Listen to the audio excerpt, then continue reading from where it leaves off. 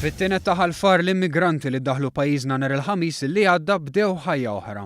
Ħajja l-bogħod mill-ġlied fis-Sirja, il-Palestina u l-Iraq. Bis-sitwazzjoni fis-Sirja tant hija gravi li jekk toħroġ barra fit-triq hemm ċans kbir li tmut. You know, the war first, there is no rights anymore. People are dying and you are in dangerous in every second there. If you go out of your house, you should put in your head 90% you are a dead man. Maybe you will come back, maybe not. Immigrant mill-Iraq li ġie pajjiżna mal-familja u li xtaq li jmur l-Olanda permezz ta' traduttur spjega kif il-grupp Iżlamiku ISIS irnexxielu jidħol fid-dar tiegħu u jkissirielu. That's very bad. Talking about ISIS, they came to his village, his city, and they destroyed the house, and they it was so bad, so they left.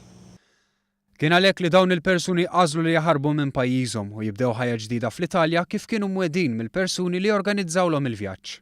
Għall-vjaġġ ħallsu bejn $2,000 u $5,000 b'kundizzjonijiet ħżiena tant li fl-aħħar jumejn spiċċaw mingħajr ikel u xorb. We're going to Italy. The captain who drive this boat, so I think he lost the way or there's something wrong, and then we lost everything, the food, and we stay in the water like 7 days. The people get crazy and we're so close to die. L-immigranti kellhom jistennew fuq ix-xwieq biex jibdew dan il-vjaġġ li beda mill-Eġittu u f'nofs ta' baħar bidlu 5 dgħajjes.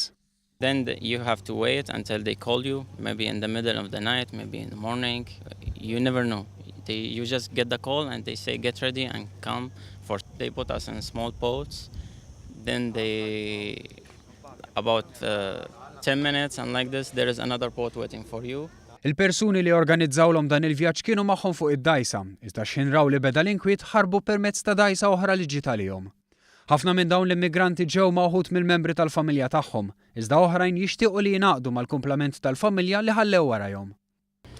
Our hope is to be in some place where we can bring our mom and little sister. Minkejja l-firda l-immigranti jinsabu grati tal-għajnuna li sabu mill-awtoritajiet Maltin li provdewlhom kien aħjar minn dak li kellhom pajjiżhom. Said we thank you for everything, for the safe place and for everything you give it to us.